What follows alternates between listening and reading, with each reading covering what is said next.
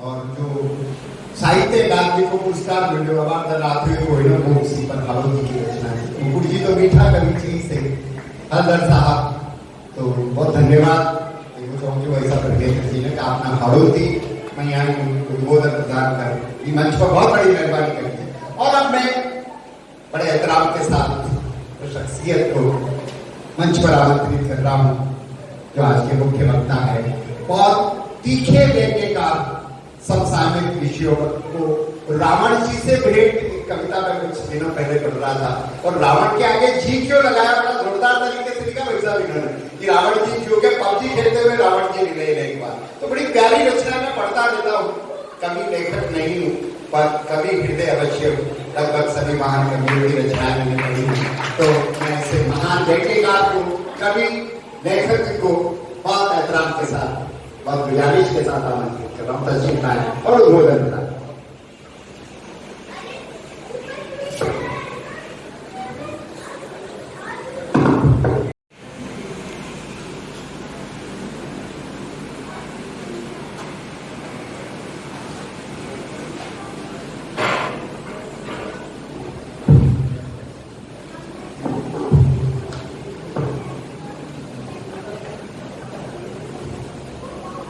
सबसे पहले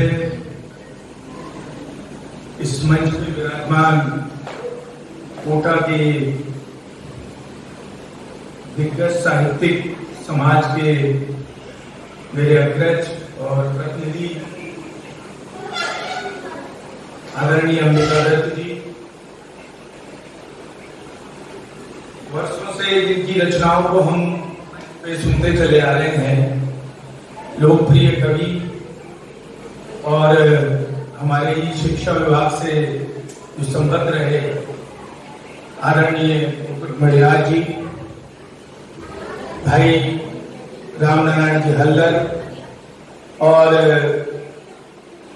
अभी जिनका उद्बोधन आप सुन रहे थे जितेंद्र त्रिभोगी जी, और लगभग पिछली 2 पीढ़ी से जो शहर की नब्ज को जांच रहे हैं, परख रहे हैं और ठीक कर रहे हैं, और मनुष्य में जो त्रिदोष होते हैं कफ वात और पित्त के, उन सारे त्रिदोषों का निवारण कर रहे हैं, ऐसे हमारे अग्रज आदरणीय वैद्य प्रियेंद्र जोशी जी। आप सबको बहुत बहुत प्रणाम। सामने बैठे हुए सारे समाज को बहुत बहुत प्रणाम। माताओं बहनों को नमस्कार। मेरा थोड़ा सा निवेदन है कि 1-2 पांडुलिपियां ये थोड़े पीछे बच्चे मतलब कुछ शैतानी कर रहे हैं, थोड़ा सा देर इनको शांति से आप बैठा लीजिए और जो बात हम यहाँ करना चाह रहे हैं वो भी आप तक पहुंच सके, नहीं तो हमारा आना और इस आयोजन का जो प्रयोजन है वो भी निरर्थक सिद्ध हो जाएगा। क्योंकि जो आज का दिन है, मैं मानता हूं कि साहित्य के आंगन में मुझको सूरदास की एक कविता की पंक्ति याद आती है, शोभित करम नवनीत लिए और घुटुरन चरत रेग तन मंडित मुख तभी लेप किए।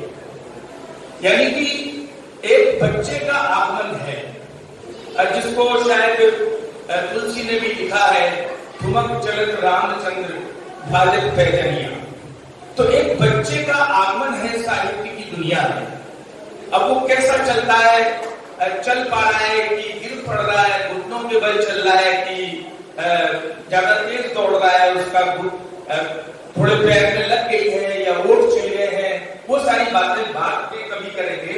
मैं सोचता हूँ विमोचन का अवसर है, इसलिए इस अवसर पर ऐसी तो कोई बात मैं नहीं करूंगा तात्विक, लेकिन मैं कविता से जुड़ी हुई बातें कुछ जरूर आपके सामने रखना चाहूंगा। हमारे यहाँ कविता को लेकर बहुत सारे मत वैभिन्न हैं और कवि की जिम्मेदारी को लेकर भी बहुत सारी बातें समय समय पे कही जाती थी। अंग्रेजी के बड़े भारी कवि थे पी.डी. शैली, उनका एक कोटेशन है, our sweetest songs are those, our sweetest songs are those which tell our saddest thought. जो हमारे जीवन की दुखमयी व्याख्या को करते हैं वो हमारे सबसे अच्छे गीत होते हैं। इसी बात को थोड़ा सा अलग तरीके से कवि पंत ने कहा कि वियोगी होगा पहला कवि, आ से ऊर्जा होगा गान, निकल के अधरों से चुपचाप वही होगी कविता अंजान। लेकिन उससे भी पहले संस्कृत में भवभूति ने कहा कि एको करुणा रसा, एक ही रस है और वो क्या है? करुण रस है। तो क्या संसार की सारी कविताएं करुण रस से ही ओतप्रोत होनी चाहिए? क्या श्रृंगार का कोई रस नहीं है? हास्य क्या रसराज नहीं है या श्रृंगार नहीं है? यह शांत कोई रस नहीं है? तो मेरा सवाल यह है कि जिसको भवभूति करुण रस कह रहे हैं, शायद उनका तात्पर्य यह है कि यह करुण रस का मतलब है लेखक की संवेदना। लेखक समाज के प्रति कितना संवेदनशील है, क्या उसकी संवेदनाएं जो कि व्यष्टि की संवेदना है इस तरीके से साधारणीकृत हो जाती है कि वो समष्टि की संवेदना बन जाती है और समष्टि चिंतन के काम आ सकती है, तो मैं मानता हूं कि उसकी कविता एक बड़ी कविता है और उसकी कविता का कैनवास एक बड़ा कैनवास है। मित्रों, बहुत सारी बातें यहाँ पर लोग कहेंगे और कही है। हमारे यहाँ आचार्य रामचंद्र शुक्ल ने कहा कि कवि की प्रतिभा को अंतःकरण उद्भावित करना, और उससे पहले बहुत सारे हमारे भारतीय आचार्य थे, जैसे मम्मट ने एक बड़ी महत्वपूर्ण बात की कि कवि के लिए 3 बातें जरूरी है। पहली बात है शक्ति। जब वो शक्ति की बात करते हैं तो इसका तात्पर्य है वो कवि के अंदर विद्यमान नैसर्गिक प्रतिभा की बात करते हैं। क्या कवि के अंदर नेचुरल टैलेंट है? दूसरी बात को कहते हैं निपुणता, और तीसरी बात करते हैं अभ्यास। एक कवि को न केवल नेचुरल टैलेंट होना चाहिए बल्कि उसके अंदर निपुणता भी होनी चाहिए, काव्य विवेक की समझ भी होनी चाहिए। क्या वो काव्य विवेक के लायक उसमें समझ है? क्या कविता को व्यक्त करने के लिए जिस उच्च स्तरीय भाषा की जरूरत होती है वो क्या उसके अंदर है? आप देखते हैं कि जीवन में बहुत सारे दृश्य हैं। आपके हमारे सबके जीवन में कहीं कोई दुर्घटना होती है, आप भी देखते हैं, मैं भी देखता हूं, लेकिन एक रचनाकार उसको लिख देता है और एक सामान्य जन उसको अनुभव करके रह जाता है। वो उसको उस तरीके से कथा में, कहानी में, कविता में नहीं पिरो पाता। तो ये जो बड़ा अंतर है वो इस बात का अंतर है कि उस सामान्य जन के पास वो उच्च स्तरीय भाषा और शब्दावली नहीं है जिससे कि वो अपनी उन सघन अनुभूतियों को व्यक्त कर सके। इसलिए उसके सामने एक बहुत बड़ा संकट है। दूसरी जो महत्वपूर्ण बात है हमारे यहाँ कही गई कि एक कवि को पूर्वापर परंपरा का भी ज्ञान होना चाहिए। ये पूर्वापर परंपरा क्या है? ये पूर्वापर परंपरा से तात्पर्य है कि हम जब किसी विद्या में या किसी कला में हमारे यहाँ प्रविष्ट होते हैं तो हमारे एक परंपरा है जिसको हम कहते हैं कि अनुशीलन की परंपरा। क्या हमने अपने से पूर्ववर्ती कवियों को पढ़ा? क्या हमने कालिदास को पढ़ा? क्या हमने तुलसीदास को पढ़ा? अगर हमने कालिदास को पढ़ा, तुलसीदास को पढ़ा, सूरदास को पढ़ा, अष्टछाप के कवि पढ़े हैं, तो निश्चित रूप से हमारे अंदर कुछ काव्य विवेक जागृत होगा, कुछ कविता के संस्कार जागृत होंगे। क्योंकि मेरा मानना है कविता लिखना एक तरीके का एक सांस्कृतिक कार्यक्रम है, ये व्यक्तिगत कार्यक्रम नहीं है। क्योंकि जैसे ही आप कविता लिखते हैं और कविता लिख के पाठक को सुनाते हैं या श्रोता के सम्मुख प्रस्तुत करते हैं, आज जिस किताब का विमोचन हुआ, जिंदगी कभी धूप कभी छांव, अब इसके बाद इस किताब के ऊपर लेखक का अधिकार खत्म हो गया, क्योंकि किताब अब ये पाठक के हवाले हो चुकी है और पाठक की संपदा हो गई। तभी हमने शायद शब्द प्रयोग किया लोकार्पण।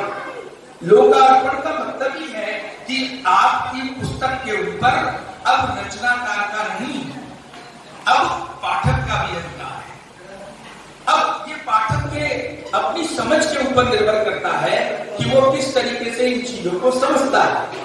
देखिए, मेरे को एक धूमिल का वक्तव्य याद आता है। धूमिल कविता के बारे में बातचीत करते हुए एक जगह कहते हैं कि कविता भाषा में आदमी होने की तमीज है। अगर किसी व्यक्ति को भाषा में इंसानियत और मानवता का संस्कार सीखना है तो निश्चित रूप से उसको कविता के रास्ते से गुजरना होगा। आगे बढ़कर वो कहते हैं कि शब्दों की अदालत में, पंक्ति सुनिएगा, शब्दों की अदालत में अपराधियों के कटघरे में खड़े एक निर्दोष आदमी का हलफनामा है कविता। यानी कि कविता एक ऐसा हलफनामा है, उसको लिखने वाला व्यक्ति निर्दोष है और उसके जीवन में कविता को लेकर बहुत सारे विचार विमर्श और ऊहापोह चलती रहती है। हम सब जानते हैं कि हमारा आज का जीवन तनावग्रस्त है और कई तरह के तनाव हैं। सामाजिक तनाव है, आपकी इच्छाओं के तनाव है, आकांक्षाओं के तनाव है, साथ ही साथ आपके मनोजगत के भी तनाव है। तो इन तनावों को व्यक्त करने के लिए आज के कवि को जो भाषा चुननी पड़ेगी, आज के कवि को जो अपने टूल्स प्रयोग में लाने पड़ेंगे, निश्चित ही रूप से वो पुराने कवियों के उन टूल से बहुत अलग होंगे। लेकिन जो कविता की मूल चेतना है वो नहीं अलग हो सकती। कवि का काम है कि वो निर्भीक होकर अपने समय के सच को पूरी ईमानदारी से व्यक्त करे। अष्टछाप के कवि जितने भी हुए, आप देखिए कि कुंभन दास को बुलाने के लिए अकबर स्वयं गया और अकबर के दरबार में जाने से कुंभन दास ने मना कर दिया और क्या कहा कि संतन कहाँ सीखली सो काम, आवत जात पनैया टूटे, बिसर गयो हरि नाम, और जिनके मुख देखे दुख उपजत, तिनको करबे परे सलाम, संतन कहाँ सीखली सो काम। लेकिन दोस्तों, ये समय अलग है। यहाँ सारे संत सीखलियों में जाने के लिए लालायित बैठे हुए हैं।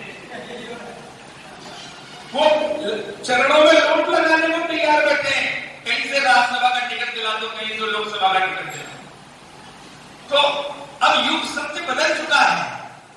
संत सीखलियों में ही जाना चाहते हैं, उन सारी सुविधाओं का लाभ उठाना चाहते हैं जो नेता लोग उठाते हैं, जो राजा लोग उठाते हैं। रही बात आज की कविता की, तो मैं मानता हूं कि एक कवि के बहुत सारे दायित्व, जैसे उसको अपनी कविता के माध्यम से विश्व दृष्टि का विकास करना होगा। कविता भौगोलिक सीमाओं में बन के नहीं रह गई।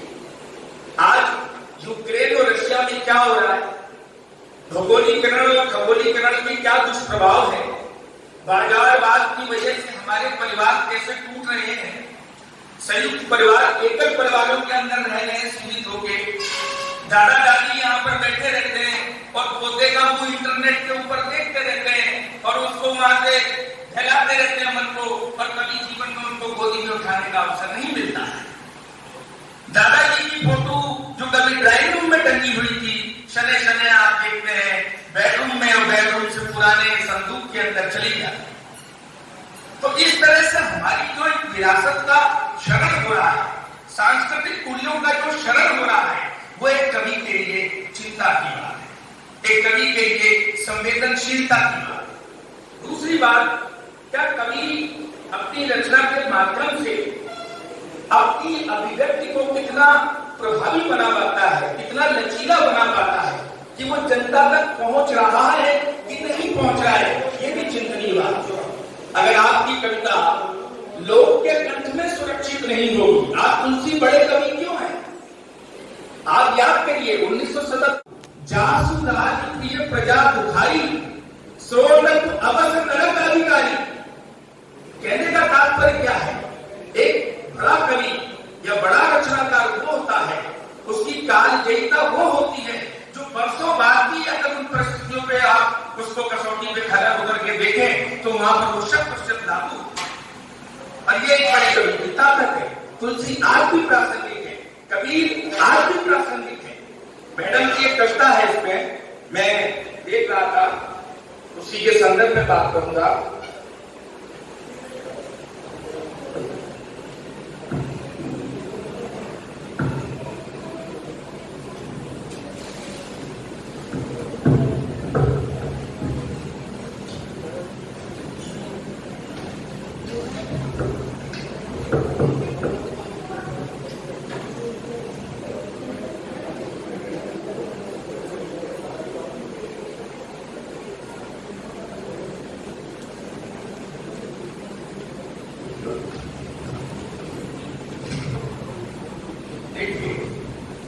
अब इस कविता की पंक्ति को देखें। इस कविता का शीर्षक है जिंदगी ना। मैं मानता हूं ये शेर आपकी हमारी जिंदगी में सबके लिए कहीं ना कहीं लागू होता है। जब तक मैं जिंदगी बाकी रहेगी, जब तक ये जिंदगी बाकी रहेगी, जिंदगी में तिश्तगी बाकी रहेगी। तिश्तगी का मतलब आप जानते हैं, प्यास। तो जब तक ये जिंदगी बाकी रहेगी, जिंदगी में तिश्तगी बाकी रहेगी, कौन दुनिया में मुकम्मल हो सका है? कुछ ना कुछ सब में कमी बाकी रहेगी, कुछ ना कुछ सब में कमी बाकी रहेगी।